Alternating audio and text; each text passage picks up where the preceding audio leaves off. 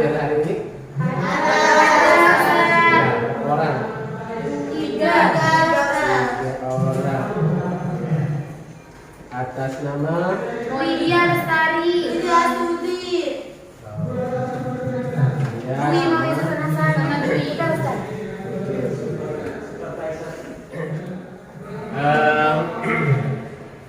Kita akan berdoa dulu ya untuk mengawali pembelajaran kita pada pagi hari ini. Mari kita sama-sama berdoa dipimpin oleh salah satu di antara teman-teman. Silakan. Bismillahirrahmanirrahim.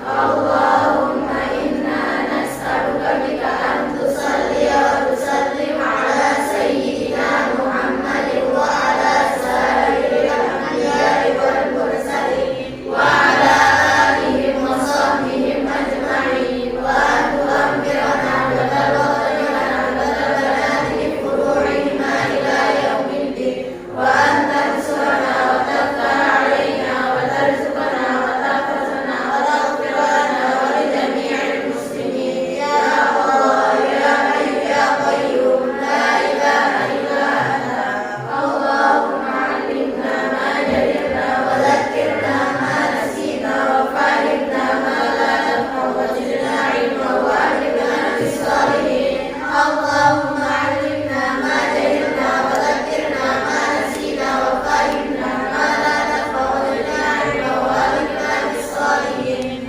Allahumma 'allimna ma jahilna wa dhakkirna ma nasina wa fahimna ma la naf'u wa zidna 'ilma wa ahlina bis-salihin Allahumma astur 'aiba syai'ani wa la tuzigh barakata 'ilmihi minni Allahumma astur 'aiba syai'ani wa la tuzigh barakata 'ilmihi minni Allahumma astur 'aiba syai'ani wa la tuzigh barakata 'ilmihi minni Subhana rabbika rabbil 'izzati 'amma yasifun wa salamun 'alal mursalin walhamdulillahi rabbil 'alamin. Al-Fatihah.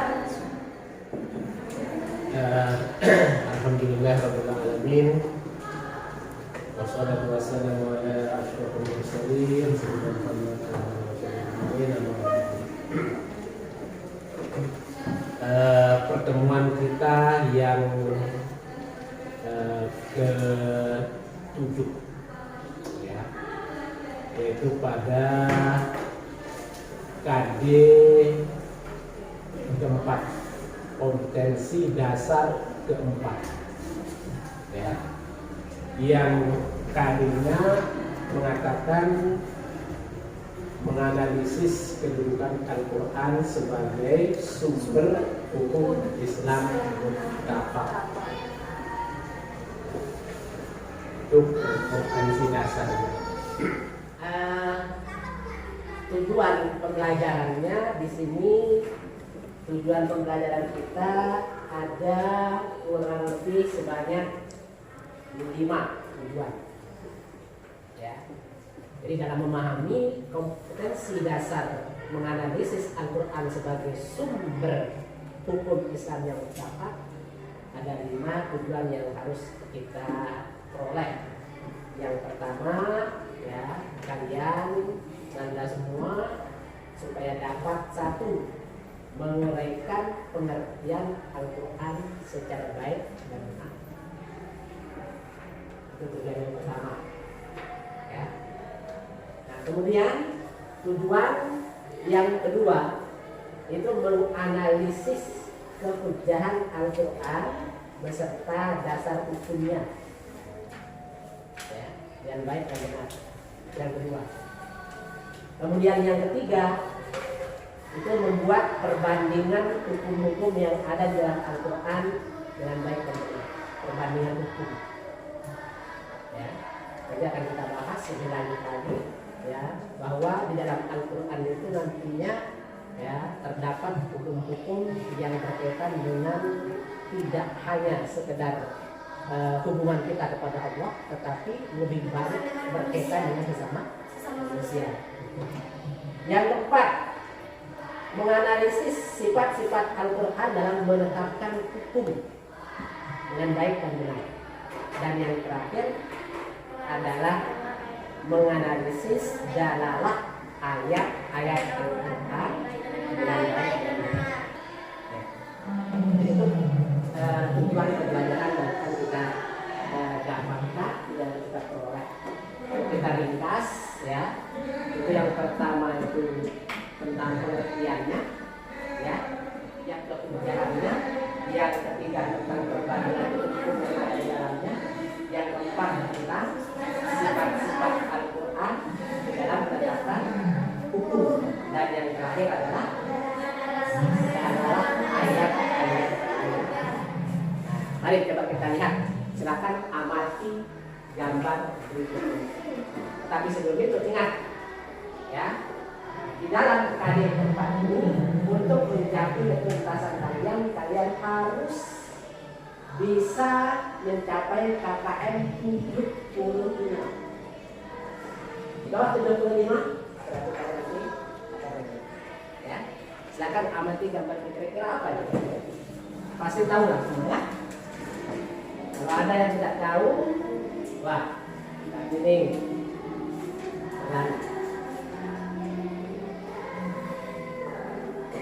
silakan berikan komentar terhadap pengamatan kalian pada gambar yang ditampilkan di dalam kamera. Ya, satu-satu, kasih dari sini satu, dari sini satu, dari sini satu. Silakan.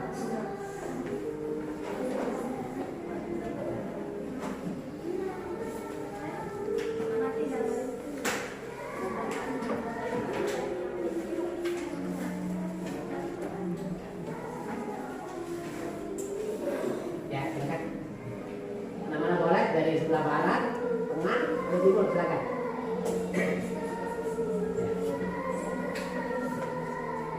Komentar apa yang kalian bisa katakan terhadap apa yang kalian lihat? Berikan komentar, bisa tanggapan, bisa juga pertanyaan. Ada? Ya, ayo. Selesailah. Silakan. Ya. Jadi kita dapat membaca Al-Quran melalui aplikasi Ya. smartphone.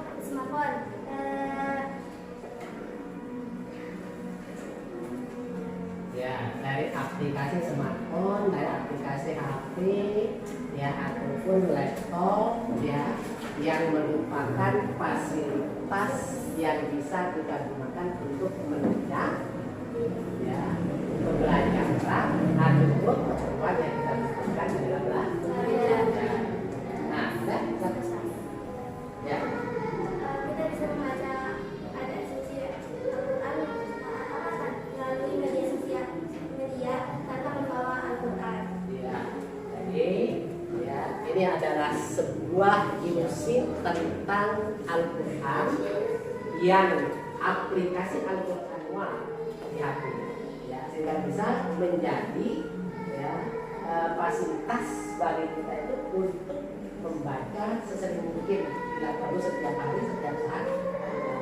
Nah sekarang, ya, sesuai dengan tujuan yang tadi kita sebutkan ada 5 tujuan, ya, maka yang pertama adalah masalahnya, pertanyaannya apa itu?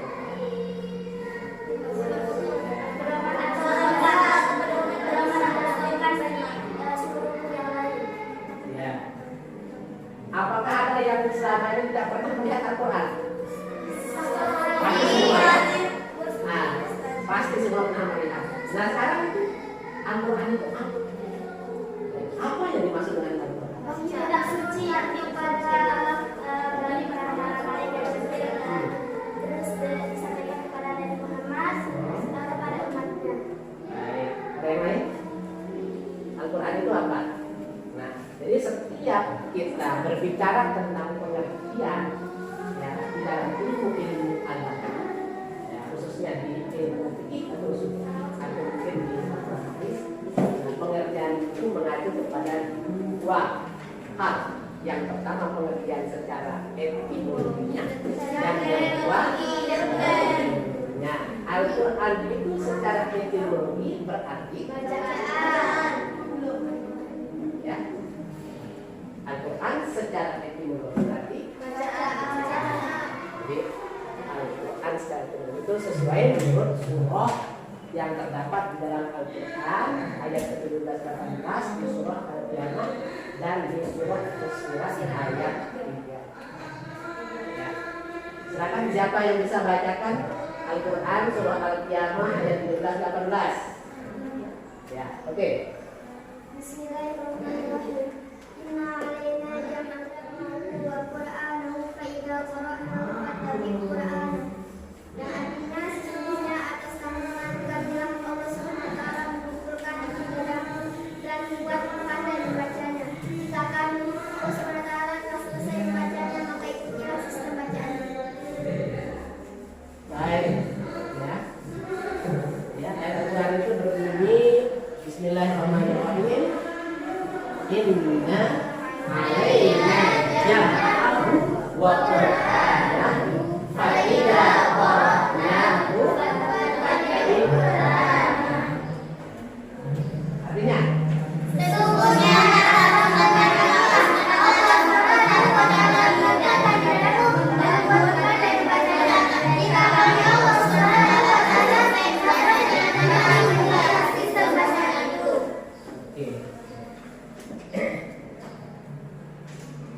nah,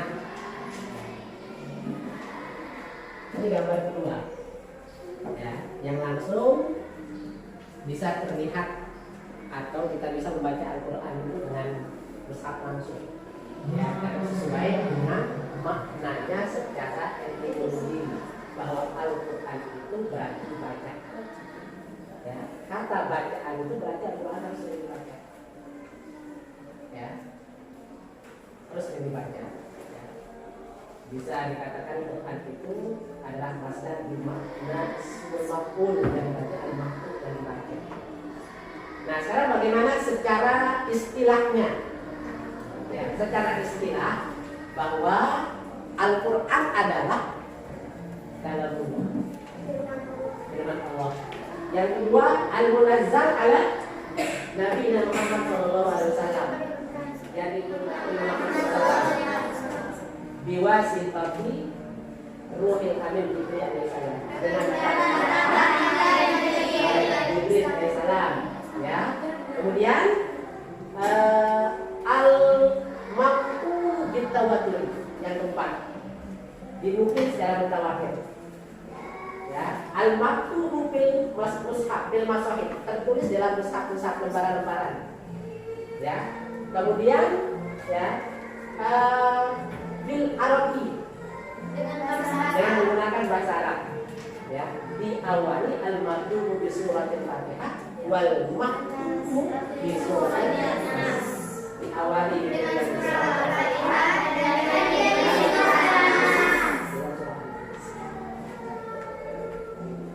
dan ini kita bisa skip.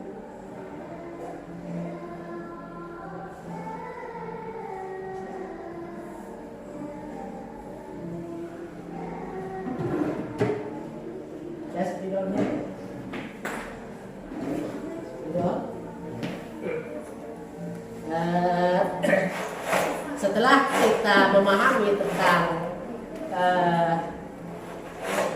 pengertian Al-Quran sebagai tujuan pembelajaran yang pertama, ya, jadi kita harus paham dulu beberapa definisi yang dikemukakan oleh para ulama. Sebelum saya berikan suatu pertanyaan kepada kalian, silakan amati pengertian Al-Quran baik secara bahasa maupun secara istilah yang ada di Al-Quran. Silakan, saya kasih waktu 5 menit. Dibuka, ya, apa itu Al-Quran secara bahasa. Kemudian yang kedua, apa itu Al-Quran secara istilah. Satu, menurut apa yang dikatakan oleh Al-Usuli, ya. Yang kedua yang dikatakan oleh Muhammad Ali As-Sobuni, dan pendapat yang ketiga atau pengertian yang diberikan oleh Ali As-Sobuni. Mereka semua ini adalah kedua-duanya ini adalah pakar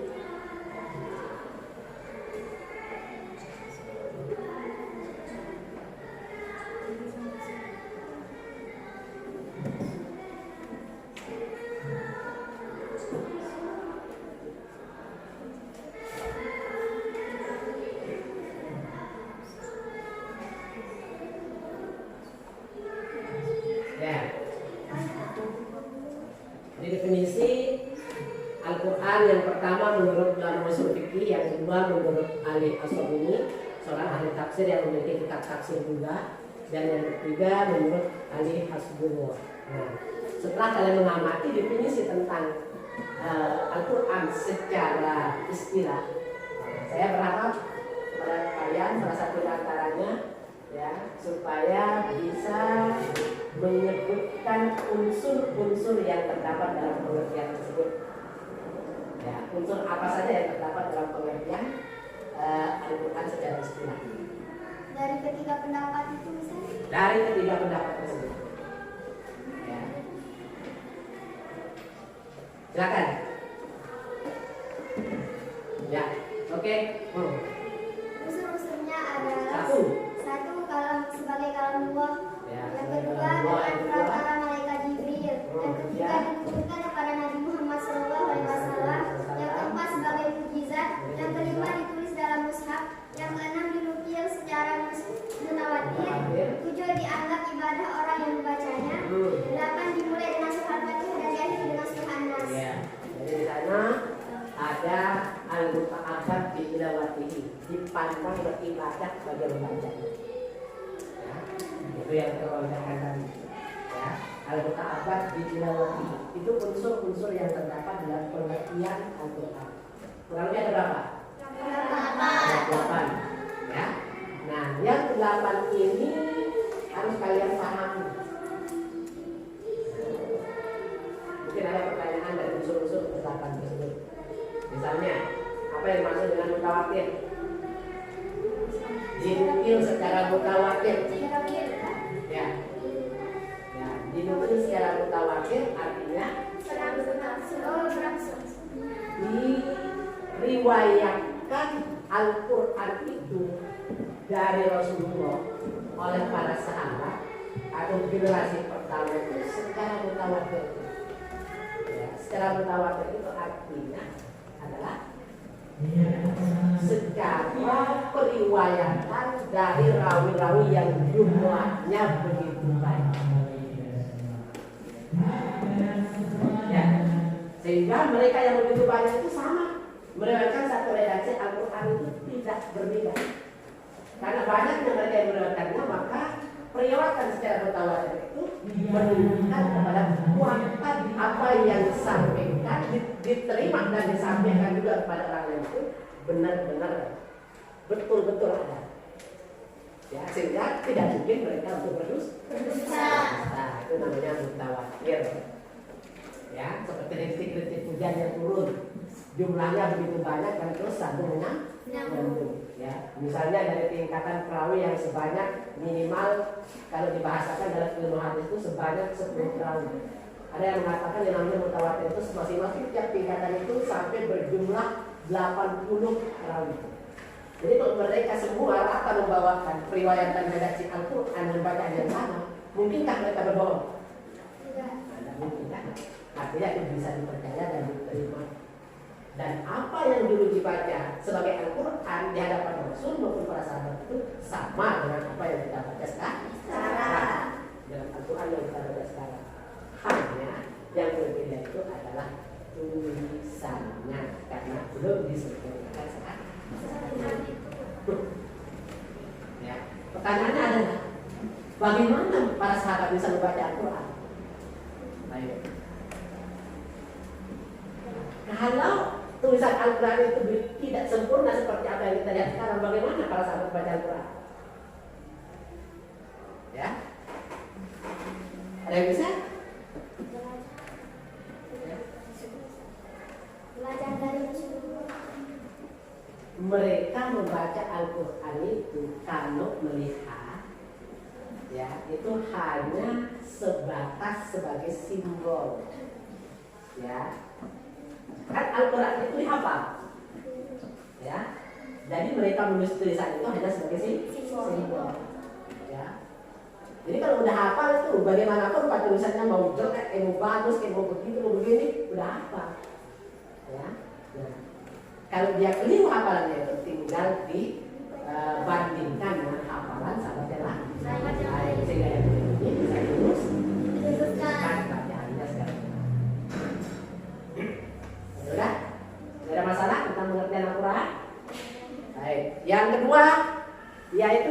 menganalisis tujuan yang kita yang kedua, menganalisis dasar-dasar kehujahan Al-Quran.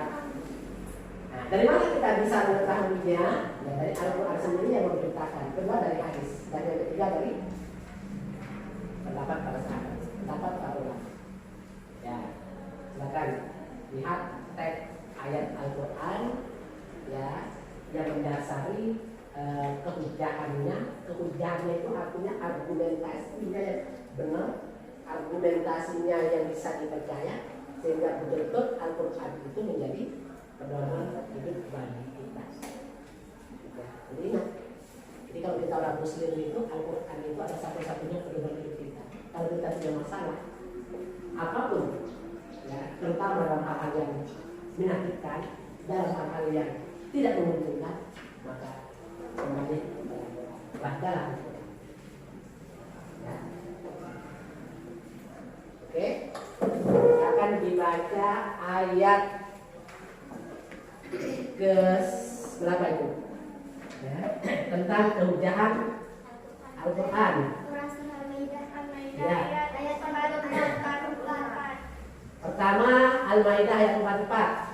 Yang kedua Al-Maidah ayat 48. Yang ketiga An-Nisa ayat 105. Ya. Nah, kemudian ada sebuah hadis ya yang sebagai dasar kehujahannya, yaitu hadis yang diriwayatkan oleh Imam Malik. Ya, baca Siti Fadilah Al-Maidah ayat 44.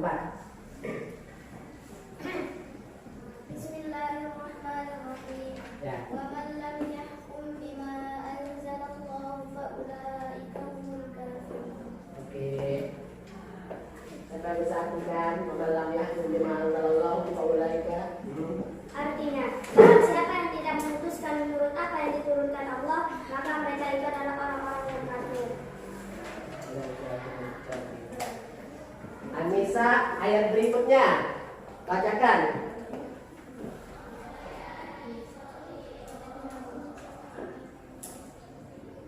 Haruni ada? Ya. Bacakan. A'udzu billahi minasyaitonir rajim. Bismillahirrahmanirrahim. Inna anzalna ilaikal kitaba bil haqqi litahkum bainan nasi bima aradallah wa la takun lil kha'inina hasima.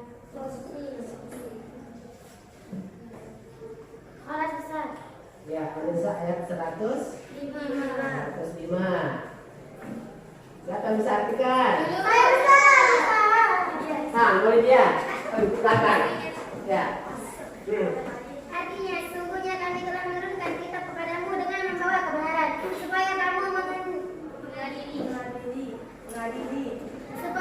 mengadili antara manusia dengan apa yang telah Allah wahyukan kepadamu, dan janganlah kamu menjadi penentu orang yang tidak bersalah,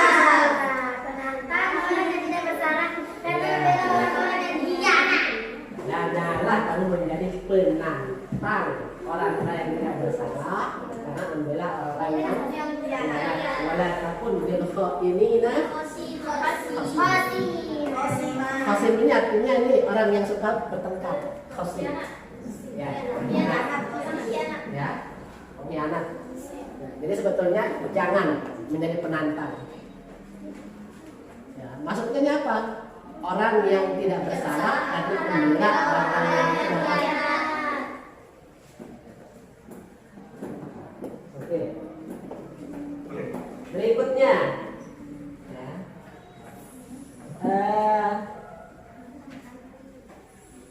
Hadis yang populer di mana-mana kita dengar, dan ini harus menjadi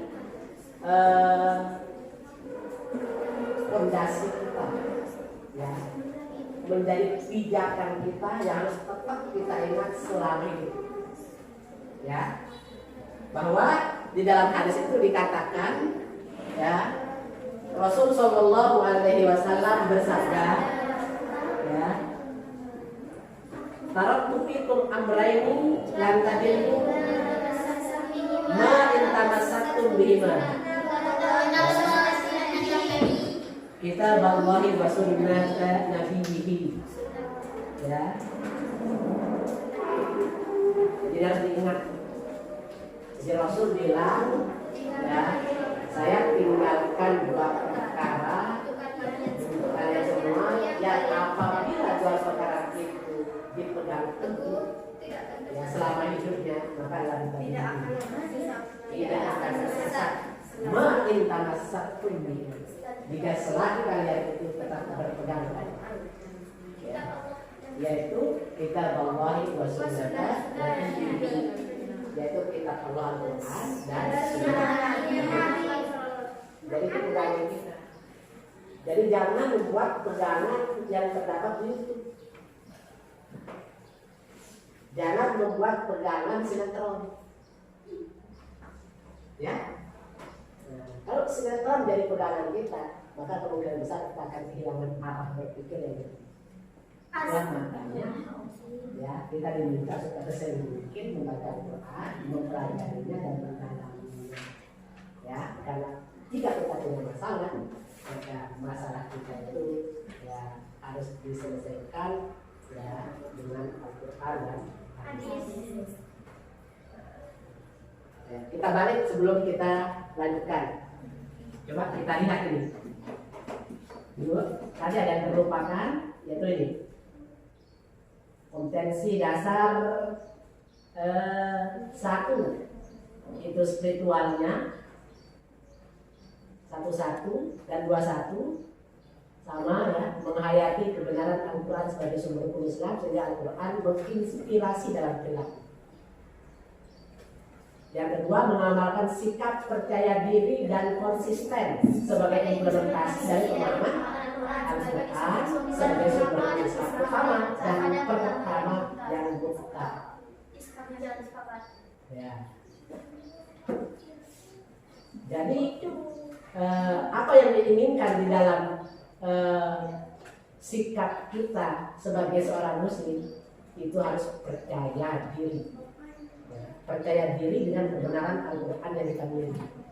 Ya. Yang kedua, konsisten. Ya. Konsisten itu artinya berkesinambungan, istiqomah. Ya.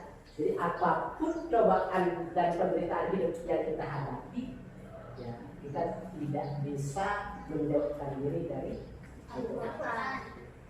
Orang yang kuat dan hebat itu adalah rata-rata adalah orang-orang yang sangat dekat dengan Tuhan. Dekat dengan Allah berarti dekat dengan Al-Quran sebagai wahyunya dan dekat dengan sunnah Rasul Sallallahu Alaihi Wasallam yang diturunkan juga sebagai wahyu. Itu orang-orang yang hebat, orang-orang yang kuat. Ya, sehebat apapun orang, sekuat apapun dia, kalau dia tidak dekat kepada Al-Quran, tidak dekat kepada Allah, tidak dekat kepada Rasul, ya, maka ketika dia dicoba, maka sesuatu yang lain bisa berubah dari 360 derajat menjadi 10 derajat. Kenapa? Karena tidak dekat dengan Al-Quran hadis. Inti pengajaran Al-Quran hadis itu ada pada akidah kepercayaan yang tumbuh di dalam. Jadi kalau keimanan kita kuat berdasarkan Al-Quran dan hadis, keyakinan kita kuat kepada Allah dan Rasulnya, maka bersama siapapun kita berhubungan, bersama siapapun kita berteman, kita akan tetap menjadi jati diri orang muslim yang kuat, seperti akar yang menghujam dalam. Ya. Oke, ada pertanyaan? Sebelum kita lanjut ke tujuan pembelajaran yang ketiga, yaitu sifat-sifat Al-Quran dalam menetapkan hukum. Ada? Ada? Ya. Apa? Ada? Ada? Ada ya? Yang ketiga, kita lanjut, next. Sifat-sifat Al-Quran dalam menetapkan hukum itu ada 3. Ya. Paling kurang 3. Ya. Dilengkapi menjadi 5. Ya. Ya, jadi kalau yang dulu itu 3. Pertama itu yang disebut dengan sifat-sifat Al-Quran dulu. Kita loncati yang agak sulit sedikit, yaitu tentang perbandingan hukum-hukum yang terdapat dalam Al-Quran. Kita langsung ke sifat. Satu, yaitu harus ingat itu. Ada muharafnya ada. Jadi beda. Adam yang begini sama dengan Adam begini.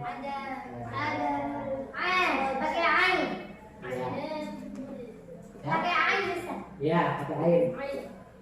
Nah, artinya tidak. Kalau ini artinya Adam ini, ya Adam. Itu yang pertama, tidak memberatkan.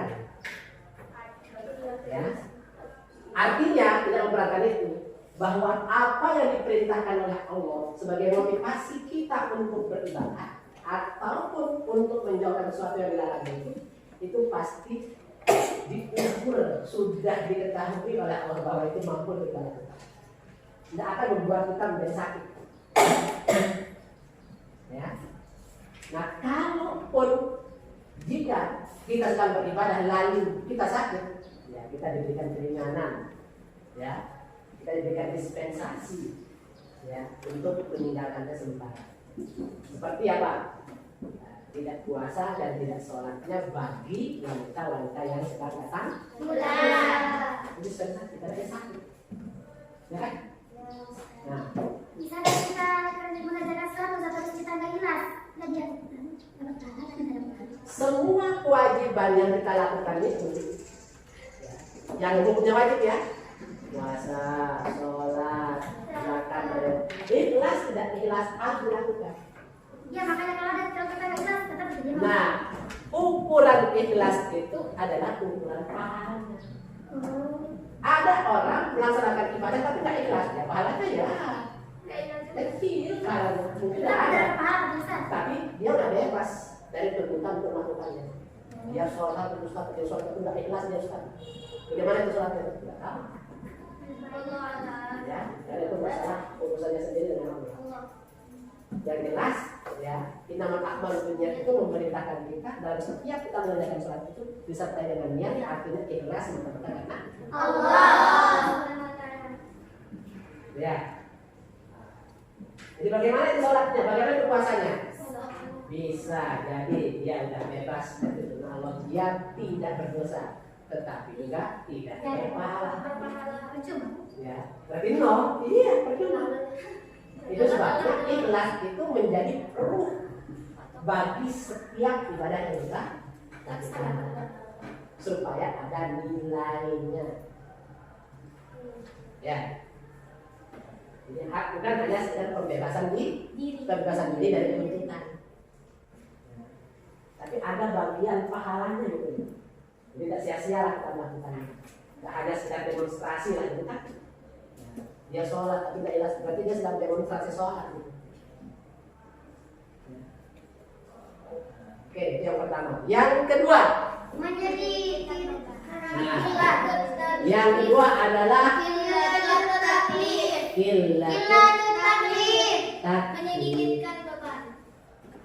menyedikitkan beban. Ya. Jadi dalam Al-Quran sifat paling utamanya itu Al-Quran supaya hukum-hukumnya itu mampu direalisasikan oleh umat muslim, nah, dia tidak memberatkan. Ya. Jadi semua perintahnya itu tuh tidak membuat seseorang itu kemudian berat, ya, atau tidak mampu untuk melakukannya. Pasti apa yang diperintahkan itu bisa untuk dikerjakan. Kalau ada orang memerintahkan kita terhadap suatu pekerjaan yang tidak bisa kita kerjakan karena beratnya, itu berarti itu perintahnya itu tidak pas.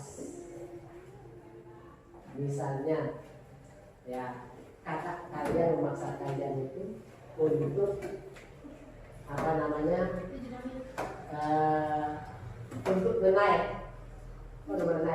memanjat pohon kelapa, padahal kalian menikah. Apakah itu wajib dilaksanakan atau tidak? Wajib dan ada wajib.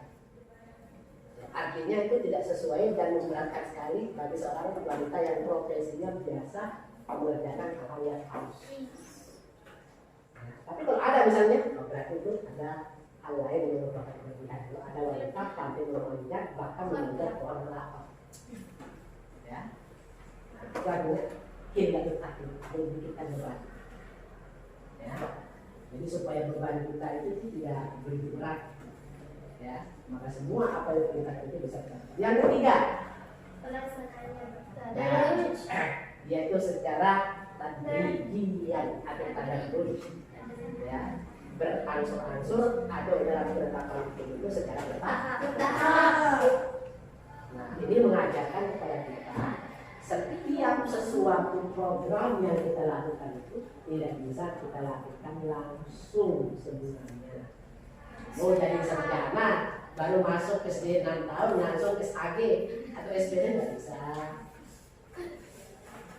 Ya.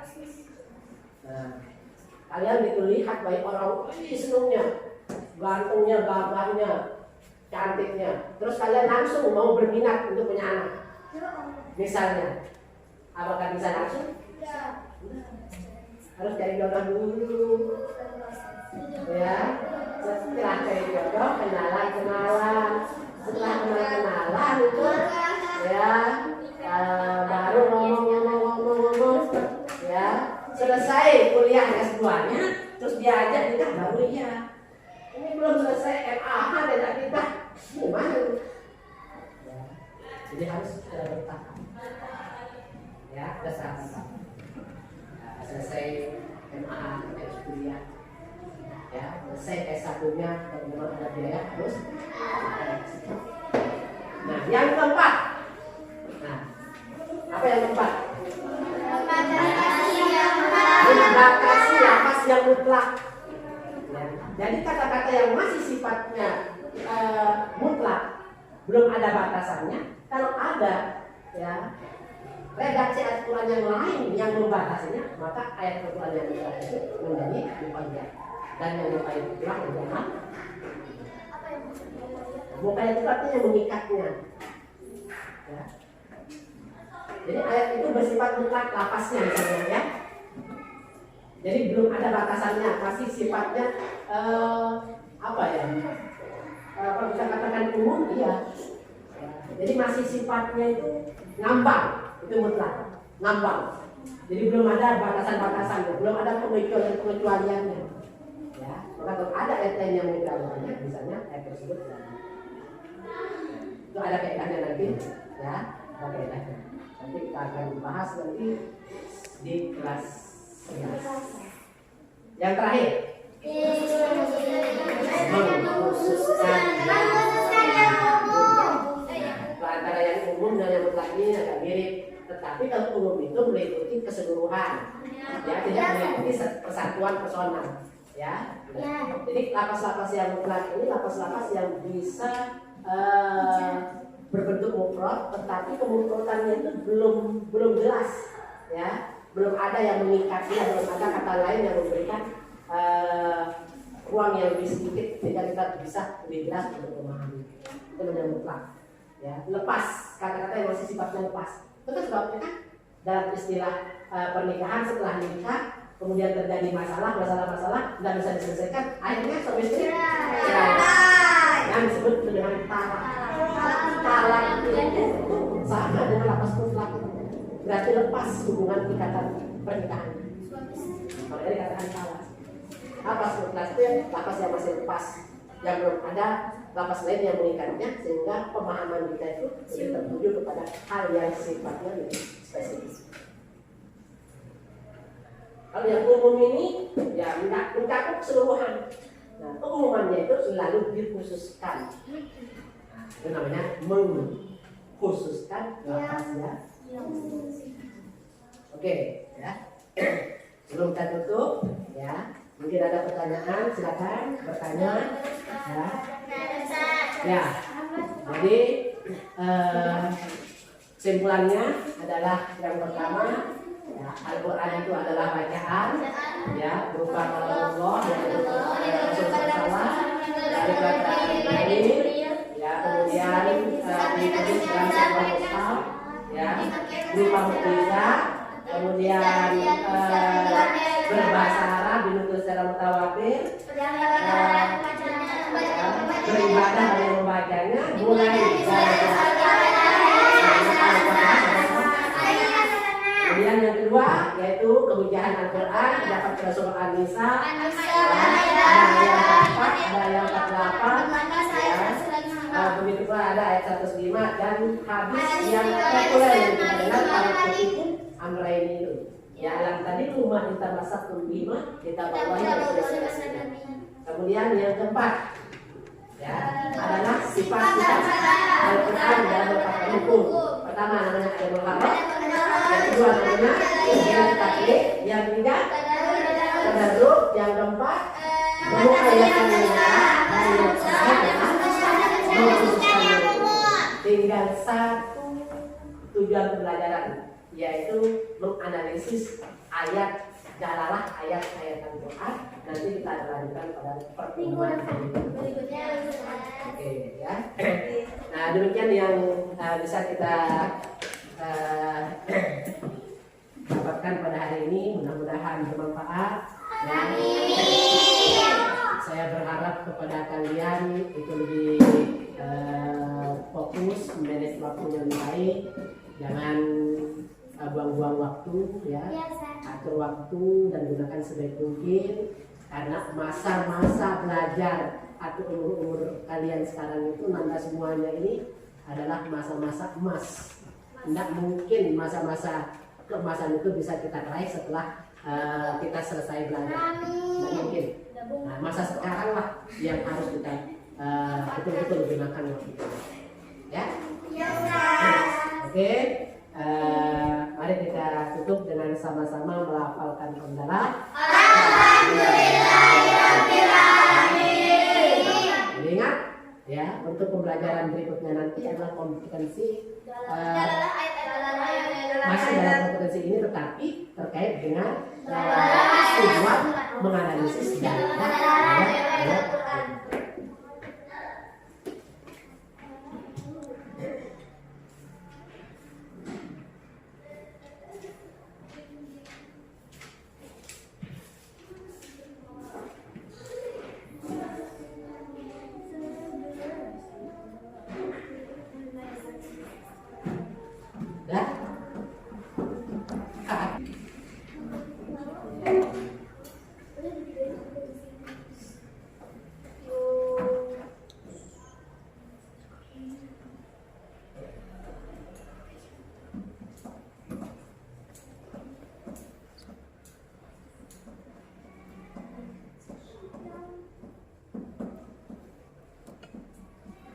Baik.